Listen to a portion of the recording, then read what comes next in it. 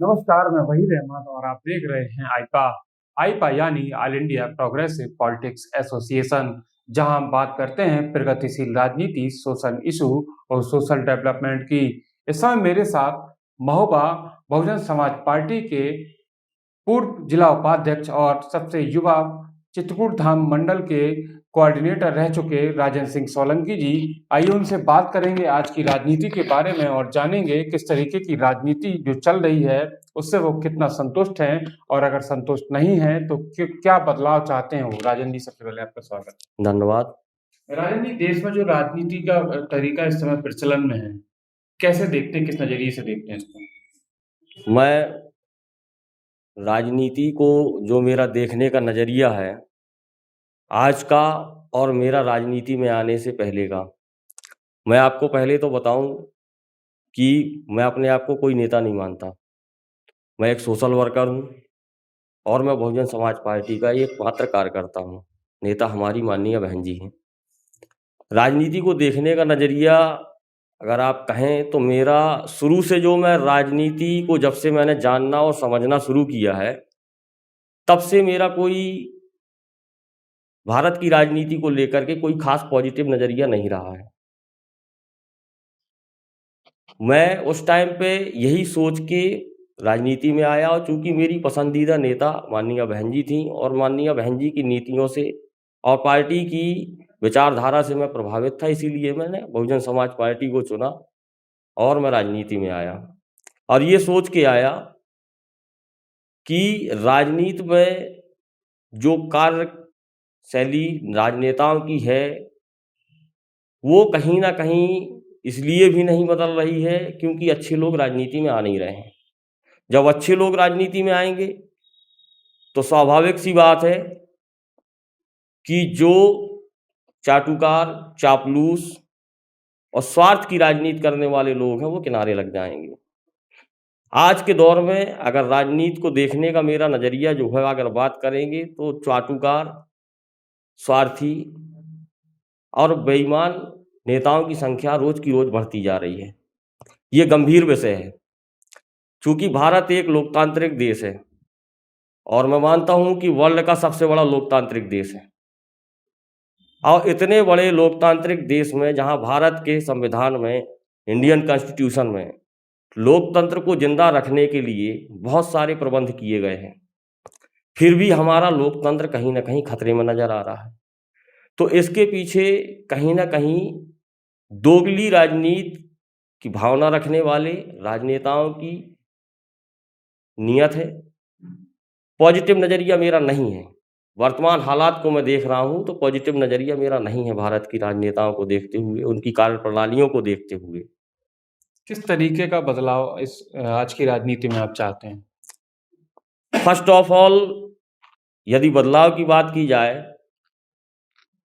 तो पहले तो बदलाव ये कि विकास की सिर्फ बातें की जा रही हैं, लेकिन विकास दूर दूर तक नहीं कहीं दिख रहा है।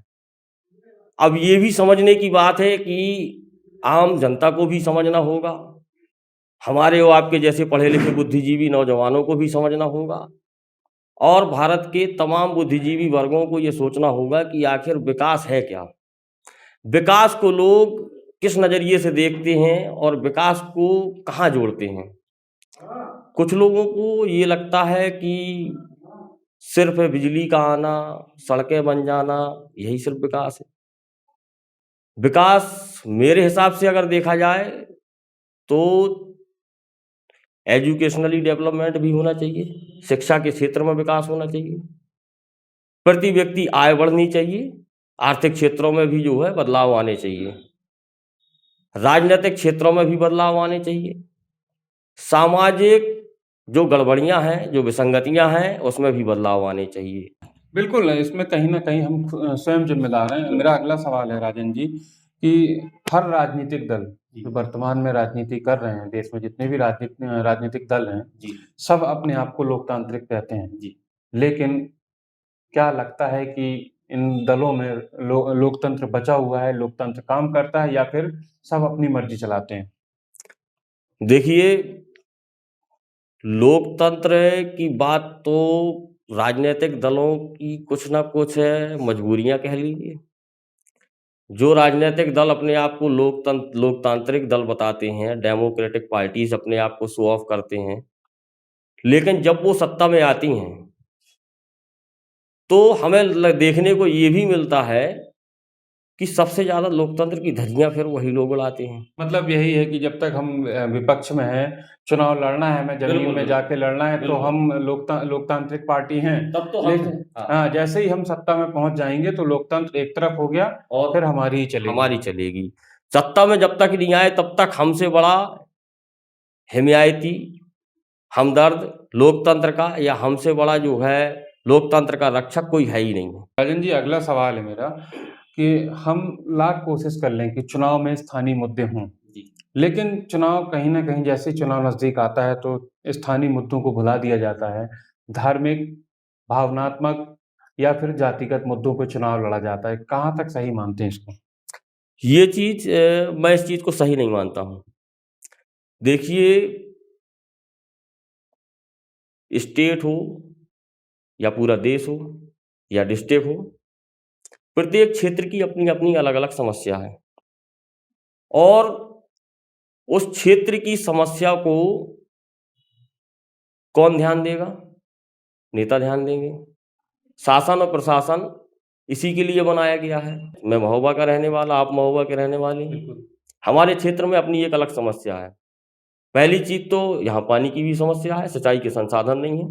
तो यहाँ की समस्याओं को कौन देखेगा? नेता देखेंगे, विधायक देखेगा, सांसद देखेगा। और जो टाउन एरिया की समस्याएं होंगी चेयरमैन देखेगा, नगर पंचायत देखेगा, नगर पालिका देखेगा। चुनाव जीतने के बाद मैं नहीं मानता हूं कि फिर इनका दोबारा ध्यान उन समस्याओं की तरफ जाता हो। क्या लगता है, जानबूझ के चुनाव में स्थानीय मुद्दों को भुला दिया जाता है, इसलिए जातिगत, भावनात्मक या धार्मिक मुद्दों को लाया जाता है? ये एक्चुअल में मैं जहां तक एनालिसिस कर रहा हूं, हम भी छोटा मोटा जो है विचार चिंतन मंथन हम लोग करते रहते हैं, तो हमें ये समझ में आता है कि अभी भी वो चीज चल रही है राजनीति में। कुछ ऐसे नेता हैं जो ये कहानियां गढ़ते रहते हैं, उनका अपना एक थिंक टैंक होता है। वो ये सोचते रहते हैं कि भाई हमें ऐसा कौन से बिंदु हम निकाल के लाएं जिन बिंदुओं से हम लोगों को भावनात्मक तरीके से प्रभाव डाल पाएं, इसलिए जानबूझ कर लाए जाते हैं। जानबूझ के लाए जाते हैं। राजन जी, अगला सवाल है मेरा।